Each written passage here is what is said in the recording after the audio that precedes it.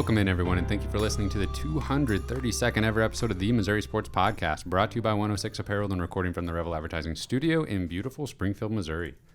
I'm one of your hosts, Cameron Albert, alongside my good friend and fellow Mizzou fan, Kyle DeVries. How are you doing today, Kyle? Oh, I'm doing great, Cameron. How about you? Not as good as you, because your team won the Super Bowl. Feels good, How's man. it feel? Feels good. I don't know what else to say, man. I was part of making it happen because, and so was Cameron, because last time the Chiefs won the Super Bowl, we were all at your house watching it. So we recreated everything exactly Pretty much. to ensure that they would win again. And it worked. And it worked. And we'll do it again next year. You think they're going to be in the Super Bowl again? Absolutely. Every year from now on for the next 20 years. Okay. Okay. Oh, well, Cameron's a Broncos fan, so he was being a good sport. He was there and just playing nice, and As I do. Yeah. Is that hard for you to do? No, living in Missouri, I feel like that's just kind of like, I'm just kind of like, Yeah. this is just how it's going to be. Not going to cause a ruckus, really. Yeah, Wow. different for me because I don't root for a team that's rivals with the Chiefs, and I've never had any reason to dislike the Chiefs. They're fun to watch. I'm not saying Yeah, it's yeah. not hard to act that way. Sure. I'm just saying that's what I try to do. Well, you do a great job. How about that Nick Bolton touchdown? Oh, Nick Bolton. He Almost should have been had two. MVP. He should have had So, to. Yeah. That would have been. He should have had to. I knew they were never going to call that a fumble, though. Did you? Yeah. Did they challenge that? Or is that something else they challenged? I don't think they Something challenged. else. Something else. I think maybe that was automatic review. I don't know, because touchdown. But Nick Bolton was incredible. I love him. As much fun as it is to watch like Patrick Mahomes in the offense, obviously, I love just watching Nick Bolton on every Chiefs defensive play. He's involved in just about every play. Yeah, he was incredible. And I feel like it's impossible now for a non-quarterback to win Super Bowl MVP. Pretty much. But if that second touchdown would have counted, how do you keep it away from I them? think you have to. Yeah. I wanted that If so all the bad. other stats are the same. Yeah. That would have been pretty And nice. Mizzou Super Bowl MVP. Man. Still, though. Hey, Mizzou Super Bowl touchdown. Yeah. Defensive touchdown. Pretty awesome. Pretty incredible. One of our good friends that we were watching the Super Bowl with went to the parade today. Yeah. Mm-hmm. Beautiful day for the parade. I bet that was a lot of fun. Looked like lots of people there. Yeah. Not necessarily something that I would want to do personally. That is a lot of people. I can't imagine it was easy getting in and out of there. But kudos to anybody that went and did that. Looked like fun. What do we actually have to talk about today? We obviously big win over Tennessee, but then just a ridiculously bad loss. A win? Yeah, I wish. A ridiculously bad loss against Auburn. We'll talk about both of those, and then a couple home games coming up. Before we get into all of that, don't forget to subscribe on YouTube. Leave us a review wherever you listen to us, and you can support us directly financially on Patreon, patreon.com/Missouri Sports Pod. We're almost to 500 YouTube subscribers. Almost to 500. Help us get there. If you watch on YouTube, even if you don't, just go ahead and subscribe. It doesn't cost you anything. And we're trying to get to 500. Okay, Tennessee game. First of all, this is always how it goes.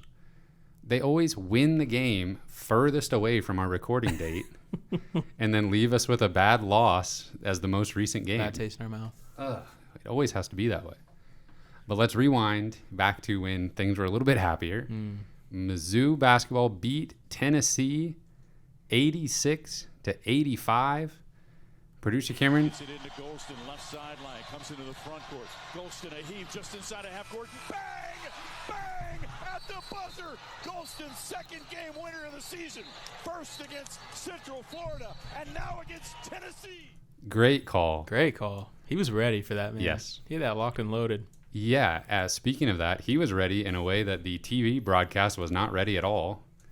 I was like... They were just like, oh. Yes. Oh. Like, And then that's just all they could say. silent for 5 seconds. Yeah, But which that was fine.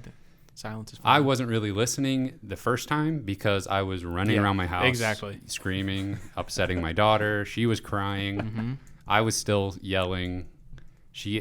eventually figured out that it was a happy thing happening, and then she started cheering, but she was still a little scared. It was an emotional moment. Yeah, throughout the house. That was just utterly unbelievable moment. I mean, as Mizzou fans, we haven't had a whole lot of those go our way in the last few years, really in a long time. Yeah. So to win just on a pure buzzer beater in a game that just, man, this was not just like some non-conference game against whoever. This was like a huge game of the season on the road against a top 6 opponent. I guess they were ranked 6. Yeah.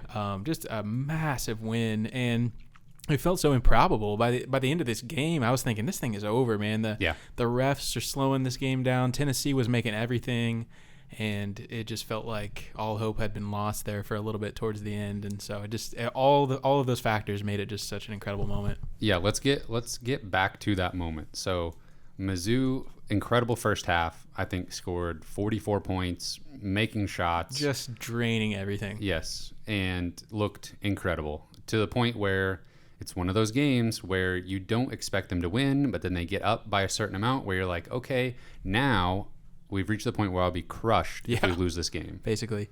Yeah, I mean, we came into the game thinking Tennessee does everything well that exploits us. You know, they're a great rebounding team. They take away the three-pointer most of the time. They've got the number one ranked defensive efficiency in KenPom. That was really tough to say apparently. You know, nothing about this game felt like a game that Mizzou was going to win, especially on the road. Missouri's really not played well on the road this year, and they have historically shot really bad in pretty much any road game this year before that. So I came in with pretty low expectations for what was going to happen in this game, obviously. And so to be up, you know, what double digits at halftime, I was pretty shocked. What if I had told you before the game that Tennessee was going to score 85 points? Would that have made any sense? I mean, maybe, because Missouri's defense is so bad, but maybe that means that I would have thought we'd kind of be in a little bit of a shootout, but I just don't know. Yeah, I don't think I would have been surprised if Missouri lost that game by 20. I kind of thought what happened in the Auburn game might be what happened in the Tennessee game. Much more likely to happen in the Tennessee game. Right. Yeah. At one point, with about 15 minutes left in the second half, Missouri was up 59-45. And then the game came to a screeching halt. There was a whistle on every possession, and Tennessee shot, I think, approximately 5 billion free throws. Somewhere in there, they went on a 15-0 run to take a 69-64 lead. And then it was like, okay, well, there needed to be a struggle for the lead with like 2 minutes left, but it happened with 8 minutes left. And it looked like Tennessee was just going to cruise right past us and just put it away. I mean, they were in the double bonus. I don't know. So early, with 12 minutes to go in the half. Like, it was ridiculous. Insane. Yeah. And they were making their free throws, and then Tyreek Key, who maybe we should have mentioned in the preview. If we had known when we recorded that Josiah Jordan-James wasn't going to be playing, then we would have known that Key was going to factor in a little bit more. But he ended up being the KenPom MVP of the game. He was 5 of 9 from 3, just was making everything for a stretch. Huge reason Tennessee came back in this game. Him and the free throw shooting, basically. Right. I think what frustrated me so much was, you know, obviously it felt like a lot of the calls were going Tennessee's way, but really just the inconsistency between the halves. Like, there were not very many fouls called in the first half. Was super physical. Good flow of the game in the first half, and then it was just completely different. And I didn't feel like the game was being played that differently. It felt like the calls were different, obviously. Yeah. So, but man, Missouri was playing with they were playing so free in the first half. It's almost like they were playing like they knew they had nothing to lose, almost, in a way. Like, they just looked so comfortable. They were taking almost, like you could say, low percentage shots at times, and it just didn't matter. Like, Sean East was just, you know, he was just doing his thing, and it just felt like a stretch there. Every single shot was going in the first half. It was really fun. Coach Gates talked about that after the game. He mentioned everybody staying relaxed and the environment was not affecting them. The caliber of the opponent was not affecting them. And even though, I mean, you could tell watching this Tennessee team, they are good. and they're coached well. They have a good game plan. The way that they are physical and yet are trying to get calls on the flip side is very frustrating for an opposing fan base, because like they're all over your guys, and then the second that Missouri would try to be physical back, Tennessee would flop. And I think credit, especially in the first half, I mean, it may be easy for me to say Mizzou played out of their minds in the first half, but I thought the first half was officiated really well, and it didn't seem like they were falling for some of those. They were like, if Tennessee would flop and it was pretty obvious, they were calling it a block instead of an offensive foul. That was really good to see, but Missouri ended up in foul trouble anyway. Demoy Hodge fouled out. Kobe had 4 fouls and had to sit. They had to bring him back at around that like late 8-minute mark with 4 fouls, but he ended the game with 4. There were a few possessions you mentioned where it looked like Missouri was kind of on the back, taking a back seat a little bit, not quite as aggressive because so many fouls were being called. Right. It looked like at one point it just became like, well, what do we do? Yeah. And I feel like you could almost tell they were like a little incredulous, like what, like I don't know what else to do. Like the refs got in their heads. Yeah. At one point, for sure. Yeah. And it seemed like it was affecting Missouri on offense as well. Like Kobe, when he came back into the game after having 4 fouls, he was a little more timid on offense. He was not being as physical, not driving as much. He was settling for fadeaways and jump shots a little bit more. But he was hitting those in the first half. Diarra fouled out as well. So Mavor Majak got 4 minutes of game time, and I think he had a blocked shot and a rebound and made a free throw. Yeah, honestly, he's played okay whenever Pretty he's productive 4 minutes. Emergency minutes. He's played a couple of games here. A crucial play down the stretch that I thought was like doomed us was when they didn't call an and one on when Kobe drove and cut the lead to 1. Yep.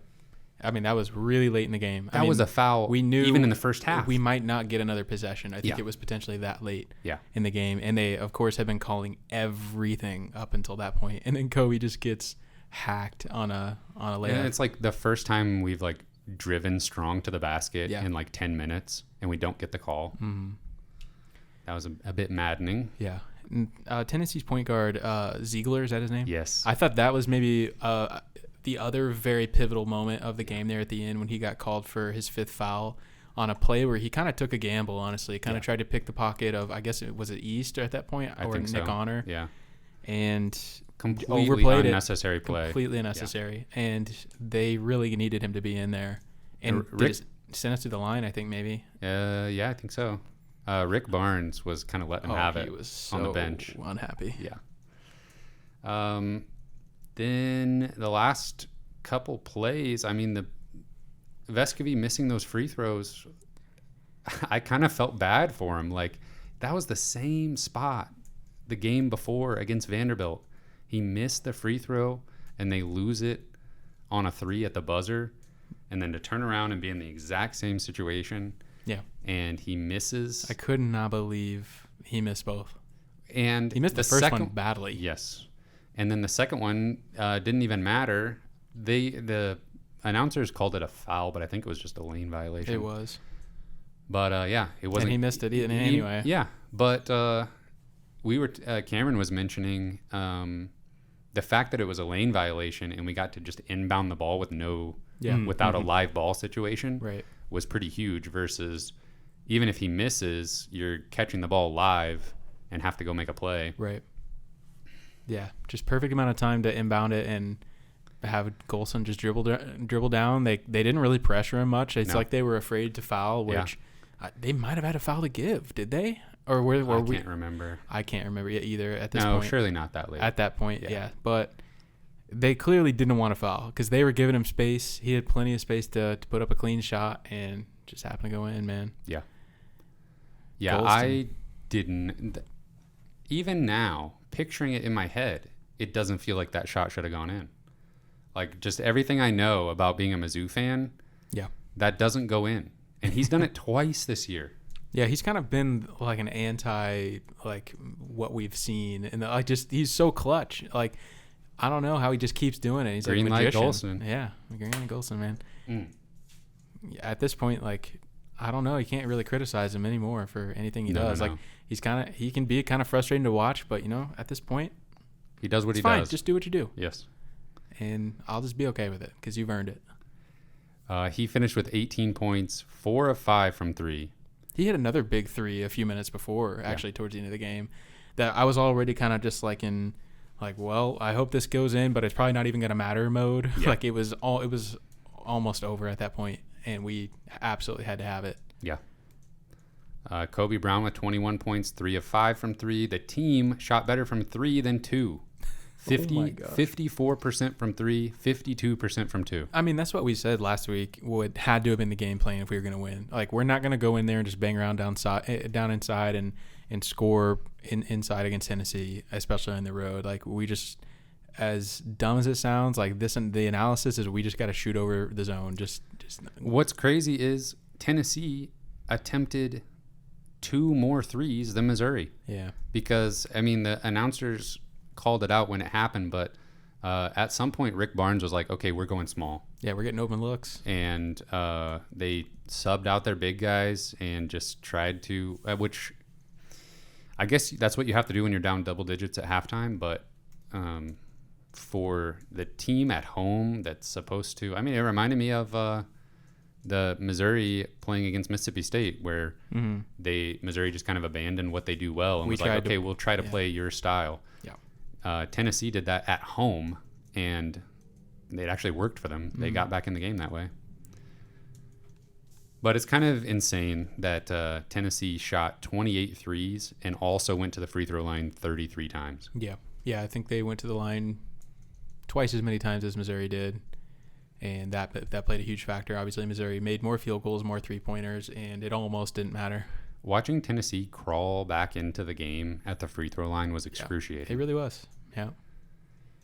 You want to know something about Tennessee? Let's hear it. They just beat Alabama. Just right now? Right now. Okay. Well, they must have shot really well from 3 or something. I think I'll look up the final score, but it was fairly low-scoring game. And I don't know where it was played. Actually, there's 19 seconds left, but they're winning 67-59. Wow. And it's at Tennessee.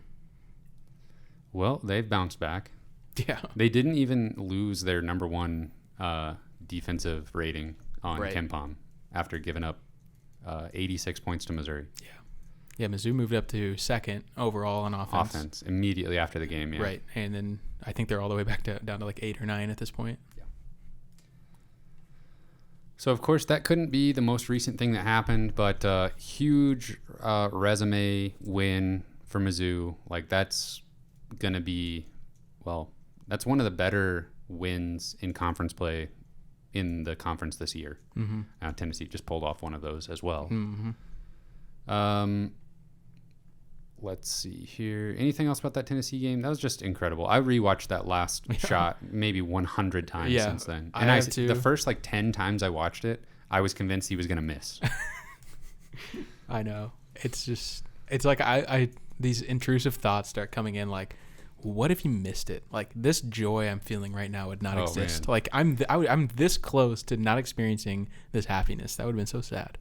But I watched it so many times. I like to just pick out random people in the crowd and just watch them and just like, oh wow, that was a great reaction, and like go to the next person and just watch different people, a new person every time, and see how they react to it. Yeah. So yeah, with that win and then the Chiefs winning the Super Bowl, there was a lot of overlap in the fan base. Yeah, it was a great happy weekend, people. Yeah. Of course, couldn't last forever. Mizzou had to go to Auburn and lose 89-56.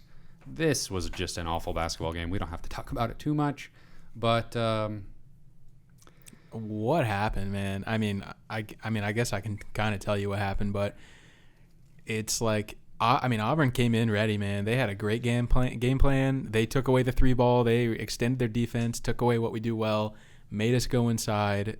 I mean, we were missing bunnies too. I mean, they kind of gave us the interior, and we didn't do anything with it. And Bruce Pearl had the guys ready to go too, man. I think maybe let me try to spin this a little bit. Okay, let's hear it. Auburn, going into this game, had lost 5 of 6, and they kind of put everything on this game. Like Bruce Pearl was talking about it being a must-win, like publicly asking the crowd to show up and be loud for this game. So when you go on the road and you're facing a team that's kind of on the ropes, they at least are feeling a little bit on the ropes, kind of cornered, and they're like, okay, what's going on here? Are we just going to fade down the stretch here, or are we going to actually do something this season? It really felt like they staked a lot on this game, and I feel like that's kind of hard to overcome. Like, that's kind of high risk, high reward for Auburn to be like, we're putting our season on this game, at least, superficially. But it seemed like it worked. I mean, the fan base was there. They were loud. The team was locked in. They were engaged for sure. I saw Bruce Pearl in an interview before the game.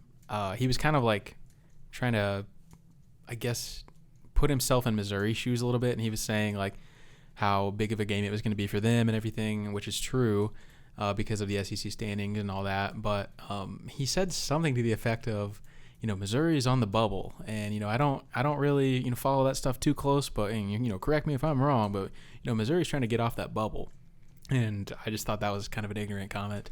Where I don't know if he really truly meant that exactly as he said it or not, but like that's not exactly true there, Mr. I feel like Pearl. I could maybe give him the benefit of the doubt, and like that's what you tell your team, basically Just trying to motivate him. Like the rest of the season, your opponent is like fighting for their life, so you better be ready to come with that same energy or something. Yeah.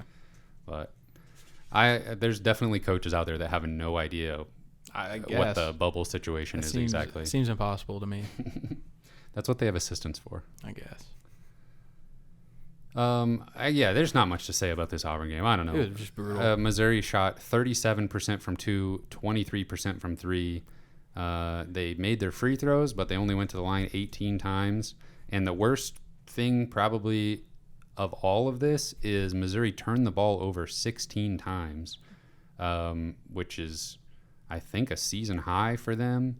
And we talked about recently, I think it was the Mississippi State game, but I think that's like the third time now that Missouri has turned the ball over more than their opponent. Yeah. KD Johnson, I'm sure he's a great guy, but I am sick of playing against him, man. I don't know what it is, but he turns it on every time we play against him. He is just so frustrating, makes big shots. Like, he's only a junior. It seems like he's been playing for Auburn for so long, and maybe it's just because he is that frustrating. But I don't even know how good he is when he's not playing Missouri. I don't even think he's a great three-point shooter, but he was making everything last night. Yeah, that was Auburn, not a good three-point shooting team, but they shoot 9 of 18, 50% in this game. That's been a common theme this season. Janai Broom finished with 20 points. He was kind of getting whatever he wanted down low for a little bit. 20 and 10 rebounds for him. I don't know. I can't even quite put my finger on like what went wrong matchup wise. Like on paper, this shouldn't be the type of team that blows Missouri out, but yeah, I mean, you mentioned it last week. Smaller guards seems like the kind of team that we can match up well with, but again, just that kind of voodoo that comes in on the road. I don't know what it is, but that hit pretty hard, and they shoot 30% from 3, just under 29.9% from 3 on the season. That's 343rd. I really thought they were just going to pound the paint and just kind of take over down there, but I thought Missouri's shooting would keep us in the game. Yeah, I can't remember how many. I probably said 5 times, like, okay, Missouri's got a run in them, like, and then every single time Auburn would go on a run. Yeah, I think they kind of got their spirit broken there after a while. Just Auburn started off so well. I think at one point it was like 19-2 or something. It might have even gotten worse after that. I don't know, but I think Missouri kind of just 28-6 at one point. Yeah, I think Missouri said, "Okay, y'all can have this one," and it was pretty evident. Well, regroup on Saturday. I think that's what it felt like. Yeah. That was unfortunate. Missouri, after that one, now has a record of 19-7 overall, 7-6 in SEC play, 56th now in KenPom. They were 48th before the Auburn game. 8th overall now in offensive efficiency, 217th in defensive efficiency. One thing I wanted to point out specifically is Kobe Brown is now number 1 in the SEC in 3-point field goal percentage at 46%. That's insane. He's 8th in offensive rating, 3rd in effective field goal percentage, 18th in steal percentage, 16th in 2-point field goal percentage in conference play. He's making the case for first team all SEC easily. Yeah. Yeah, I think he gets there. If the season ended today, I think he's there. Also, Nick Honor shooting 40%. And Demoy Hodge is at 39.3% from 3. Seems like in some of these SEC games, the two that we're about to talk about, it can't just be Kobe. No. One of these other, one of these other guys has to step up and score to like Golston did in the Tennessee game, 18 points. You need Kobe go for 20 plus, and then you need one or two more guys in that 12 to 18 range. Yeah, I feel like Noah Carter can do that too. Man, I wonder. Can you tell me what DR is shooting from 3? Like, he actually looks like he's got a pretty nice touch from 3, and I'm sure he's probably shot less than 10 threes on the year. But it feels like he's made a decent amount of them. On the season, he's 4 for 10. Oh, okay. I mean, I guess that's still 40%. One of those games was a 0 for 2. He's 4 of 8 in conference play. Yeah. He can shoot. He's a confusing player to watch. He'll make an incredible play, and then the next time down the floor, look lost. Yeah. If he could... Just needs a little more playing time. Yeah, well, I mean, yeah. Developmental player, right? Yes. Well, he just has got to get some consistency. Yeah. Even if the highs weren't as high, bringing that floor up would do a lot. Mm-hmm. So, yeah, we get... He's probably going to get a lot of run in these next 2 games. Yeah, definitely. Homestand against Texas A&M and Mississippi State. So both rematches for Missouri. We're looking at Texas A&M first. They're on a 3-game winning streak. They are 18-7 overall, 10-2 in SEC play. Came out of nowhere. And 33rd in KenPom, 20th on offense, 72nd on defense. Their 3 wins here, Georgia and Auburn at home, and then they beat LSU on the road. In that Auburn game, it was kind of a weird game. They did what I was hoping Missouri would do against Auburn, just march to the free throw line. A&M shot 39 free throws in that game. They do that, though. Isn't that kind of just a Texas A&M thing? A&M gets to the line. Auburn fouls a ton. So, yeah, that was a perfect matchup for A&M there. But, I mean, how can Missouri get back on track here and not just let A&M beat them twice in the same season? I mean, we get this one at home, but it's a bad matchup. Yeah, they've got to put the Auburn game behind them, and I think they just have to get back to playing the confident ball that they were playing just even against Tennessee. Just play relaxed, and I mean, they just got to find the stroke again, just see the ball go in and kind of get their confidence back, and hopefully that'll go a long way. I mean, obviously Texas A&M is still stylistically not a great matchup, but this is absolutely a winnable game. Can I give you a little conspiracy theory that has no research put into it? Yes, absolutely. I love those. Okay, so Texas A&M and Mississippi State are Adidas schools. So the basketball that they use is Wilson brand. Okay. Mizzou. That already seems like more research than I thought was going to go into this. Missouri is a Nike school. Okay. They use Nike basketballs. Can you tell a difference? Who knows? Wow. Maybe. Just that tread. Just that grip is a little different, maybe. You know? Okay.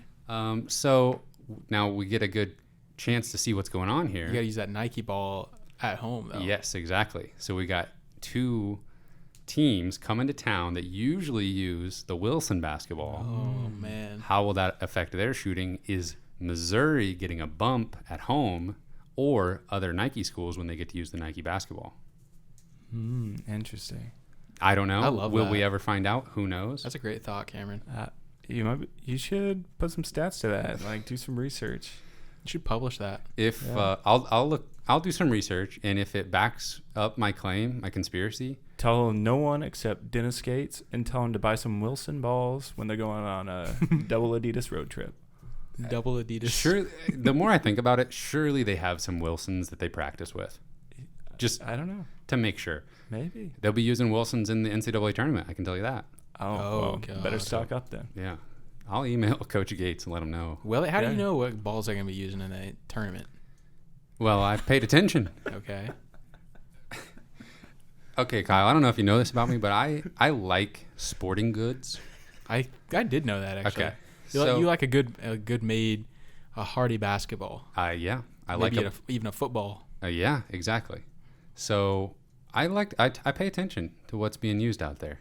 They're strictly like Adidas or Wilson balls. So yeah, since Adidas doesn't make a like game ball that would be high enough caliber for NCAA play, they use Wilson. Wow. Now, maybe a hot take. I think the Nike schools should be using Wilson basketballs as well. Okay. But Yeah, I They understand. they make a better ball. That's just my personal opinion. What about it? Can you It's articulate it at all? It just feels good. yeah. Okay. Yeah. I'll take your word for it. I'm not saying we should be using Wilson shoes, right? Right. I think Wilson does their basketballs really well. They got their core competencies. Exactly. Okay. Nike just straying a little too far away from their core competencies. Oh, they're all over the board. Exactly. They're doing everything. Exactly. Stretch too thin. Mm-hmm. I'm going to try to reel this back in. Yeah. Missouri at home. Will they be able to shoot well from three against A&M and Mississippi State? With the Nike balls, yes. I agree. Now, Now, these are two humongous games. yes. And they're, honestly, like, not that exciting of games. Like, we're talking about not the season's on the line, but like we're talking like maybe still potentially a double bye in the SEC conference tournament, still on the line. Like, obviously these games are must wins, but these are not exciting games. They're gonna be a little, I don't know. I'm going to take a page out of Bruce Pearl's book. A&M and Mississippi State both fighting to make the NCAA tournament. Are you saying this might be their Super Bowl? I'm saying we need to come prepared for these teams to give us their best shot, because from here on out, everything's must win. Yeah. That doesn't make any sense, but that's how the coaches talk. So we'll adopt the same language. A&M, what are they going to do in this game? They're going to drive to the basket, try to go to the free throw line, and Get Kobe in foul trouble. try to get Kobe in foul trouble. They're going to out-rebound us by 100. So we have to be able to turn them over, score in transition, make threes. By this point in the season, we know how Missouri wins games. Yep. It's not by rebounding. We know the formula. It's not by getting the other team to not shoot well. Yeah, If the other that's team definitely doesn't, not it. if the other team doesn't shoot well, great, but it's not because of anything we did. Yeah, exactly. The formula is score 70 points. Basically. Yeah, I thought we were going to lose it. Everybody thought. We almost lost that streak against Tennessee. And you almost called it. Oh, yeah, I predicted that would happen against Auburn. We scored. Oh, I thought it was 56. Tennessee that you predicted that again. No. Mississippi State. It's another rematch. We faced them on the road earlier this year. Just recently. Since then, Mississippi State beat LSU and Arkansas. They're 17-8 overall, 5-7 in SEC play, 39th in KenPom, 172 on offense, 4th on defense, and they are ranked 328th in tempo. Now, my question to you is Missouri going to try to play their normal brand of fast pace, turn you over, launch from three basketball? Or are we going to try to play Mississippi State's style of play like we did on the road, and it did not work at all? Man, I kind of hope we learn our lesson a little bit against Mississippi State, like with the subs and just that those lineup builds were weird. And, you know, I hope that we kind of try to get back to who I feel like we play the best as, and that is kind of run and gun, smaller lineups. Definitely DR is going to be in there quite a bit, in my opinion. Just try and slow down Texas A&M a little bit. And I just imagine there's probably going to be some foul trouble, just the way these games typically go. So you probably are going to see some Shaw and some Diarra in there quite a bit. But ultimately, I want to see threes getting launched and just try and get back in a groove. Yeah, I think DR has earned it, though. I mean, he's played well enough to Yeah. be getting, well, let me look. I feel like sometimes I imagine that these guys are getting more minutes than they actually are. Diarra, 16 minutes against Auburn and 18 minutes against Tennessee. That seems about perfect. Mm-hmm. Aiden Shaw, 10 minutes against Tennessee. I feel like he played more against Auburn. Yeah, 20 minutes against Auburn. Those two are going to have to make some plays. Everybody else is going to have to play solid, and then those two are going to have to make some pretty big plays, defensively probably. I want to predict 2 wins here because coming off that Auburn loss, we need to bounce back a little bit. Looking at bracketology right now, ESPN has us as a 7 seed. CBS, before the Auburn game, had a 4 seed. Jerry Palm. Yeah, that's a little... That's an outlier. Yeah. Yeah. I feel like 7, that is updated after the Auburn game. I like that. Mm-hmm. That's optimistic. Yeah, I think that's still pretty very realistic for Missouri. Yeah. I'm just like, in my head, I'm just like, okay, we're going to be a 9 seed, and it's just going to be a bad matchup, coin flip situation. We're going to play like Providence as an 8 seed, and they have some slow tempo big man team that's going to beat us or something. No, don't do that. Don't do it.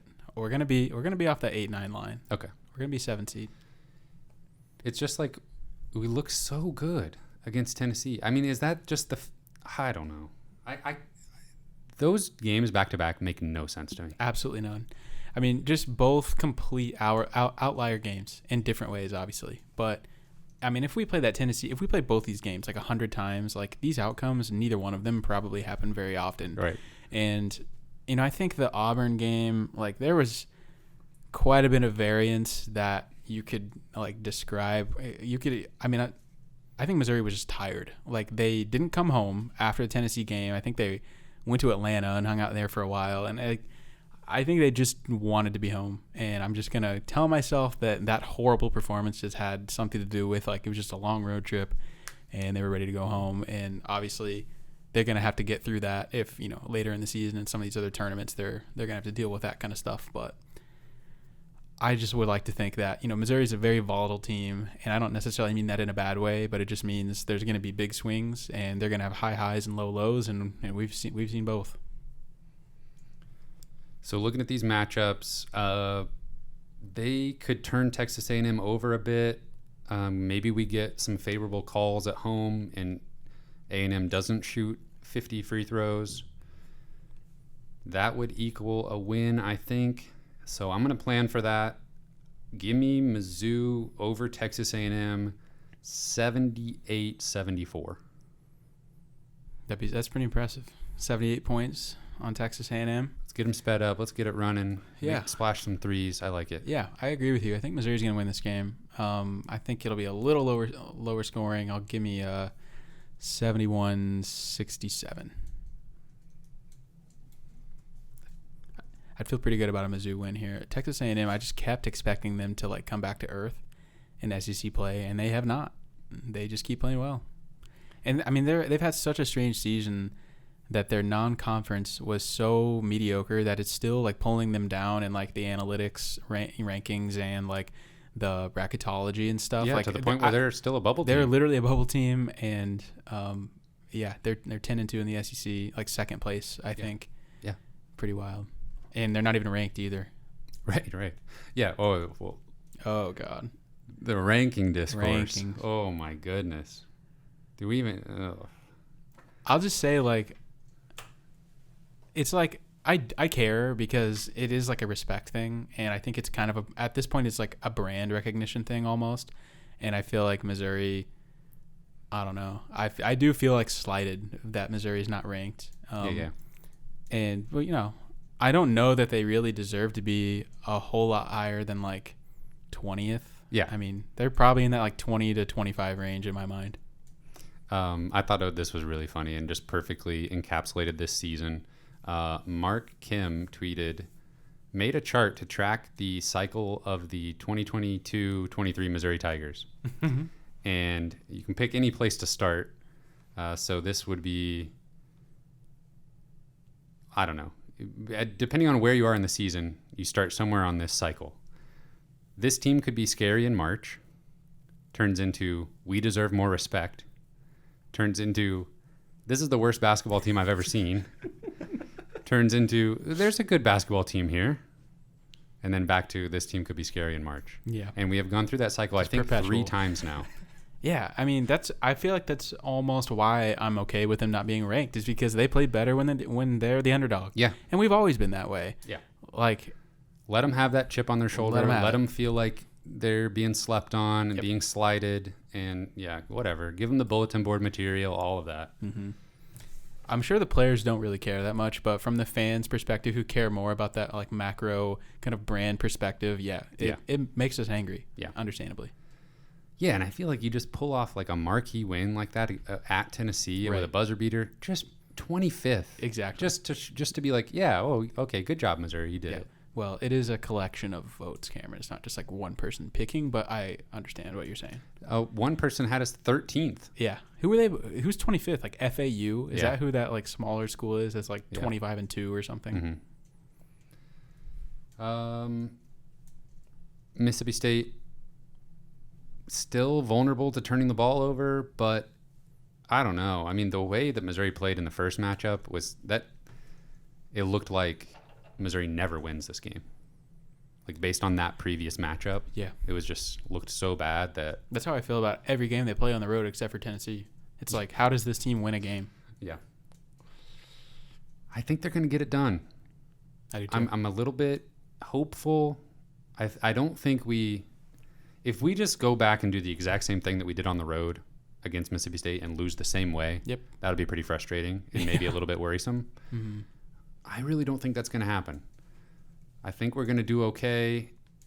Mississippi State, they're not going to score a ton. I think Missouri wins this one 68-61. They're going to win a game not scoring 70? Yeah. I don't think they... No, the rule is if they score 70, they win. They've won before without scoring 70. Yeah, but I think it's really bad. I think they have a terrible record when they don't score 70. That is also That's true. true. Yeah. They beat UCF only scoring 68. And that's the only I one. think it's the only one. Yeah. Okay, well, the analytics are against you, but Mississippi State is like one of a kind.